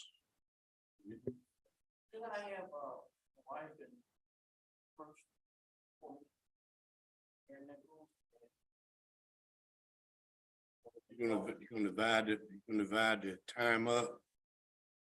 You just got one sheet. You got 5 minutes for you. Okay. Okay, fine. That's for all of us, right? Yeah. Okay, let me make sure I get it straight. Well, I'm gonna go and try to speak quickly. My husband and I just moved here to Jackson, North Carolina, September 22nd, September 2022. And we had moved here from Currituck County. And my problem is, all of a sudden we had this terrible odor coming in our house. Horrible odor. We thought it was our septic tank. We thought it was maybe neighbors. some of their problems maybe they had with their septic system or whatever. My husband was even going to cut a hole through the floor to find out what in the world was going on. Well, we found out that we did not know that we have a confined animal feeding operation 3/10 of a mile behind our house. We both have asthma. We would have never moved here if we knew it. That's a whole other story. But what I'm here today to talk to you about is the fact that we had no idea that things like this even existed, first of all. And the burden that it's put on the people in our community is unbearable. We wake up in the middle of the night. I have to wear 3 masks to be able to sleep some nights. I cannot, I'm throwing up, I'm sick. I can't even, of course, eat or drink anything most of the next day. We are suffering from this terribly. We live right on Bryantown Road. I've contacted several agencies, the EDQ. I mean, I could go through the alphabet on them. We get no help whatsoever. We are suffering here. We are human beings. We're people. We're moms, we're dads, we're grandmas, grandpas, aunts, uncles, cousins. Our human rights have been taken away from us because of this. I can't invite my family over. I don't want them to breathe this contaminated air. There's all kinds of pollutants in the air, ammonia. I've got a list of them here, and I know we don't have that much time. We're going to come back when we're on the agenda. But I would like for you all to address this and help us any way you can. I had no idea that the people in North Carolina, there's 7,000 of these confined animal feeding operations. The one behind our house, there's 7,000 in North Carolina, over 7,000. The one behind our house is not a farm. It has 4,000 hogs that are put in there so tight, they can't even lay down, they can't sleep. My heart broke when I saw something on the internet, a picture of one of them there where the mother hog was put in there and tied down in a cage she couldn't even stand up in. And that's the way that she was forced to lay there forever and feed her babies. This is terrible. This is horrible. I didn't even know I lived in a state that had anything like this. I am absolutely appalled at everything that is going on right now, and it has been a nightmare. And I just wanted to bring that to you all's attention. We will be on the agenda for another day. Thank you. Got it. Next one.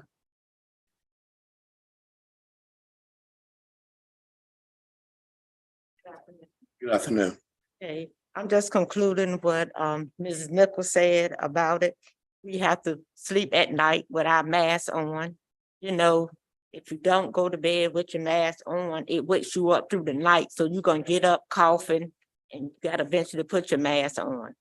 And it's unbearable. And I know that something can be done. We just don't know how to go about it to get it, corrected.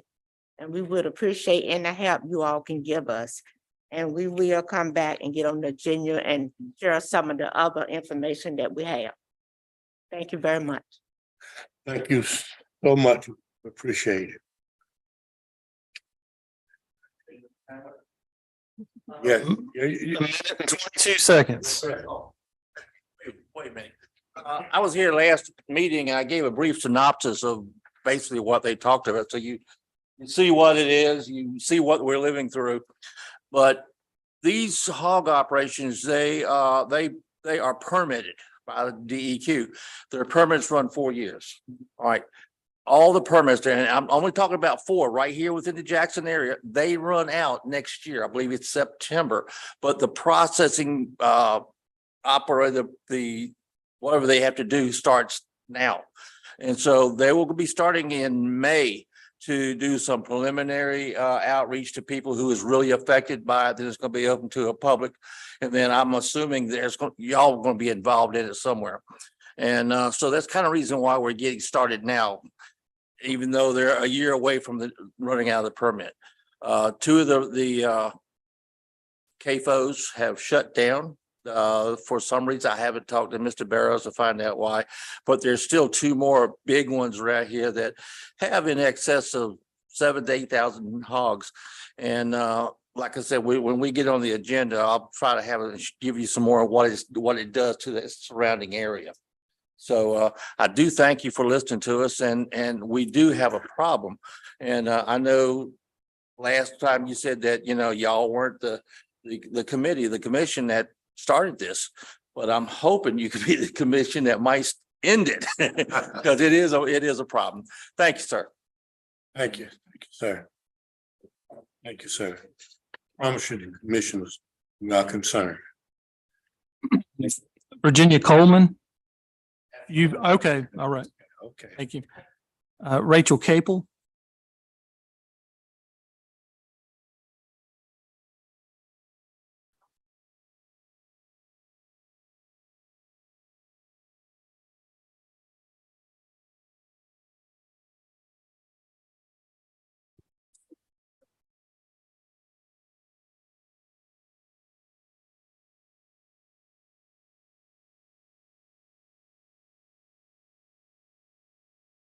Good evening, everyone. I'm Rachel Capel. I'm from Garysburg, Conway, whatever you want to call, back and forth. In having discussions with a lot of the taxpayers throughout the county, I see a lot of people every day and they come into where I work and there's a lot of talk going on about what's going on in the county. Says that it's been extensive conversation about the direction our county is going. With all the changes coming into this county, such as the wellness center up on the lake, the new water and sewer lines that's being run to the lake, the new school that the Board of Education wants to build. We're worried about all the debt that we're incurring because of this. Our county's not growing, it's shrinking. And we're thinking about the kids, like my grandchildren, if I ever have any, that may come back to Northampton. What are they going to have to deal with financially around here? I have a few questions I would appreciate a response on, and I'd greatly appreciate this response in 30 days. Number one, how many grants or loans have been given to start up new businesses in Northampton County? Of these businesses, how many are still in business now? How many of the businesses that are funded with taxpayers' money are currently in default? What's the cost to the county? What's the plan for recouping any of the money that is lost, that is in default? And what funding source was used for these grants or loans? And what is the balance of these accounts? Also, in reading the 2019-2023 strategic plan for Northampton County, I've got a couple of questions with that. In the plan for the human resources, it states that by 2019, Northampton County will reduce its workforce by at least 5%. As of 2019-2023 plan, how many people were employed in the county? And as of the current date, how many do we have now? How many employees do we have? Once again, these are some concerns of the taxpayers in the county, and I would appreciate a response. Thank you. Thank you so much. Appreciate how you've given it to us in writing. We can respond to each question. Okay, next one. Lemuel Ricks.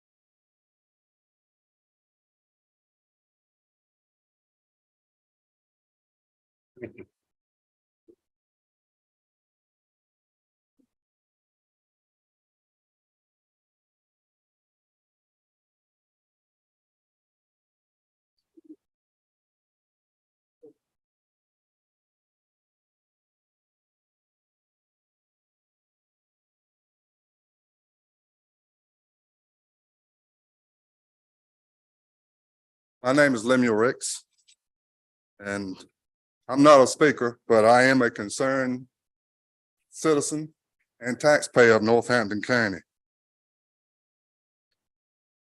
It's been concerned to me is what all this funding is going to come from for all the different projects that are being put on in this county.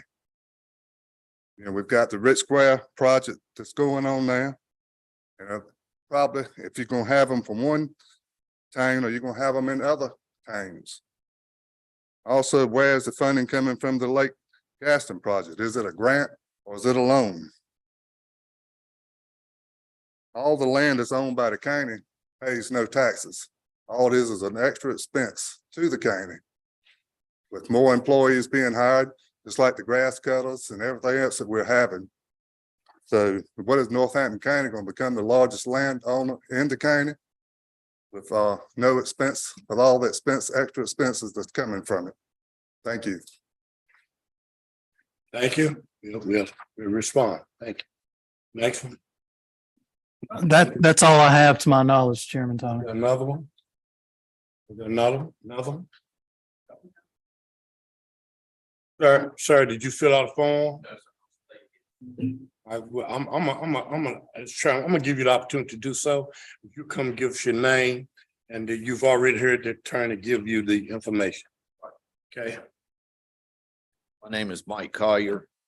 I own the property adjacent to Smithfield Farms over on Warner Bridge Road. I have two questions, which I know you said you can't answer the questions. One of them is for the county manager. Is it possible for us to get a ballpark idea every month how much water they are consuming at Hog Farm? yes. They want to tell us they're going to build a system, but you have water going in, water comes out. We need to know that for an accurate calculation to tell you exactly how much waste is on there at any given time. Because there are 50,000 pigs on that property. That's what they're permitted for. But nobody's there counting how many pigs are on the property.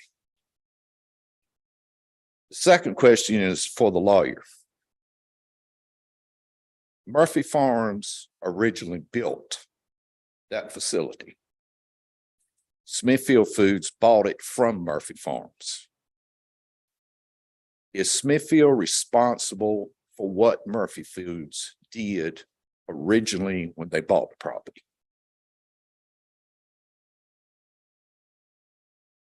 There were 2 graveyards on the property. Did they bulldoze down? My dad told them where it was at, showed them where it was at. They bulldozed it down.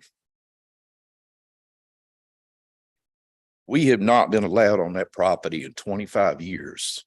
We originally owned it. That's all I have. Thank you. I'm sorry, Mr. Collier. I need to get with you. I don't have your contact information. Okay. So please get with me. All right.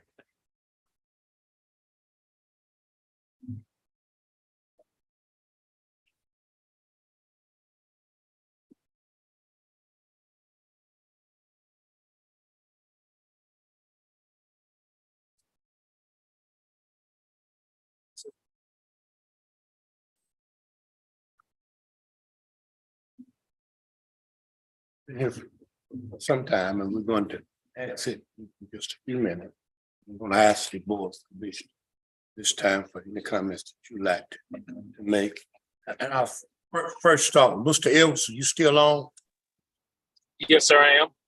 Are there any comments you want to make tonight as a commission?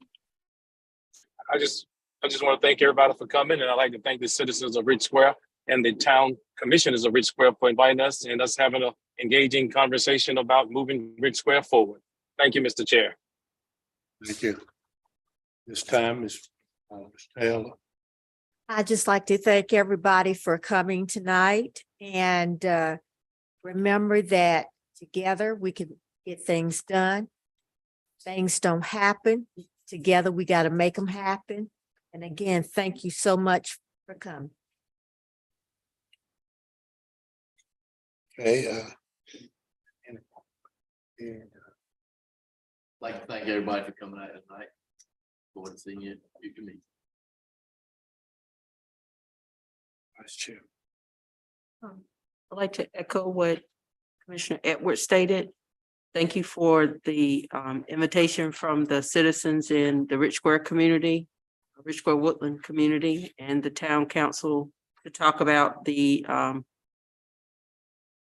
plans for the Ridge Square Creasy Center. And I just would encourage all citizens we do have our strategic plan out for the 23, 25, 26, 23, 26 school years, and just be a part of the decisions when we're working on those strategic plans. Come out to the meetings. We did have them in all the towns then. I hope we can get back to going out and sharing where we are. I think we visited almost every community before the pandemic struck during that time to basically share where we were and to hear input. So I just would like to encourage everyone to continue to be a part of the committees. Submit your information to our clerk to the board so that we can hear your voice. You can be a part of the planning of a lot of these things. We do steer some decisions, but we don't control the decisions. We like to hear your voice. And without hearing your voice, it's hard to make the best decisions that impact, because everything we do impacts everybody, from one end of the county all the way to the other. And that's why we like to hear from you. And moments like this is where you can hear, we won't always agree, but trying to make the best decision to support the advancement of all of our communities in Northampton. But again, thank you all for coming, sharing your thoughts, asking your questions. And we hope that we're able to give you clear and concise feedback on your questions that's asked in a timely manner. Thank you. To citizens, again, thank you for coming tonight, sharing with us. There's a couple of comments I'd like to make as chairman of this board. First of all, I want to thank the members of this Board of Commission. I want to thank you for your hard work. To your new members, I want to just congratulate you and thank you for all that you're doing, helping us to make Northampton County what we know it has the potential to be. It is unnerving for all of us to hear any rumors put out about us and about us borrowing money for Northampton County. Let me say it once, say it.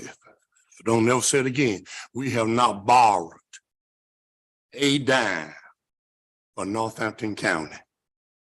We have not signed a piece of paper to borrow a dime for any of the projects that we have in Northampton County. Not one dime. What we have done is consolidated all of the back loans that they had in years past. For the center you see across the road, for the school buildings, we have consolidated those, and we got those done before the interest rate went up. We have not. Projects that we plan to do, that we are doing, have been totally funded. I'm gonna say it one more time, totally funded by grants that we have received from the state of North Carolina and from the U.S. Department of Agriculture and from the Department of Housing. They are the grants that we have received. We have not, say it one more time so everybody can, we have not borrowed a dime, haven't been to the bank to borrow a dime. Because we wanted to make sure that we got all of our finances in good order, know where we're going, so that we can strategize on how we're going to make it in the future. I want everybody to please understand, please don't put out no lie that we have not. This new board have not obligated us for a dime of any monies coming from any bank or any loaning institution. You can't believe it because the world can't hardly believe it. How you gonna build a courthouse? How you gonna do all these things and you're not taking any taxpayers' money? Okay, it's beyond me too. But I got a faith, I believe. Beyond me too. I would never think that Northampton County would have the amount of money they have in the bank. And I'm not talking about something that's somebody got to get, I'm talking about in the bank. paid for in the bank. So your information you want, we'll give you all the information. And I gotta say this too, because I'm for real, it doesn't make me any difference. I got a job to do. Calling Raleigh, calling Washington DC and all those places ain't doing nothing but taking up time of people in our office trying to answer the same question that we're gonna answer over and over and over again. Because you don't believe where we are and what we're doing. But our audit report will show you likewise.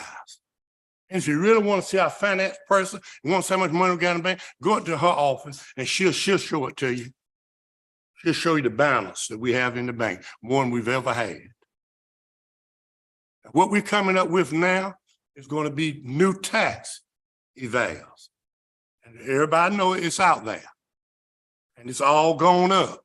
I don't like mine. I know where my house value, no, that amount of money. I don't think so. But see, I got to talk to the appraiser. You got to talk to the appraiser. There's an appeal process, folks. You go through the appeal process. There's nothing we can do about it. If they say your house valued this amount of money and they can show proof it values that by comps, whatever they use, that's what we got to use. But what we do have control of is how much money we're going to charge you for taxes. Rate, or the tax rate. The tax rate will not be, this board won't stand for that, going up as high as what your property's going up. No way. I ain't even talked to them, but I know new board, no way. We're going to be looking at our expenditures, seeing what it is it's going to take our county to operate for the next 8 years. Make the best decision we can make with all the data that we have. So those of you who say, well, it's going up this much, my tax, no, it will not. But what that's going to be will not be our decision. We're going to bring in an expert who will help us to know this is what the tax rate ought to be. Yes, we do have the third or fourth largest tax rate in the state. We don't plan to continue to have that. Also want you to know the Hall Farms. I gotta say it. I know you might not want to hear it, but this is just me. Hall Farms were here before we got here. Please, folks. I don't like the Hall Farm. I got one by my house. It stinks. It stinks. It doesn't smell good.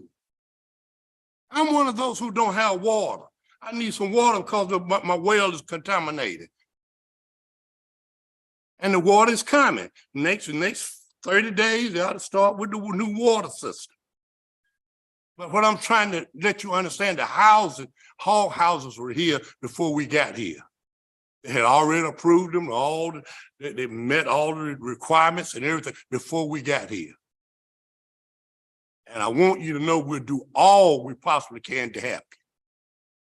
I want you to know this board, I'm speaking for all of us, we do everything we can to help you. Okay? I mean, that's what we'll do. We'll do everything we can to help you. But the Hall houses were already in our backyard.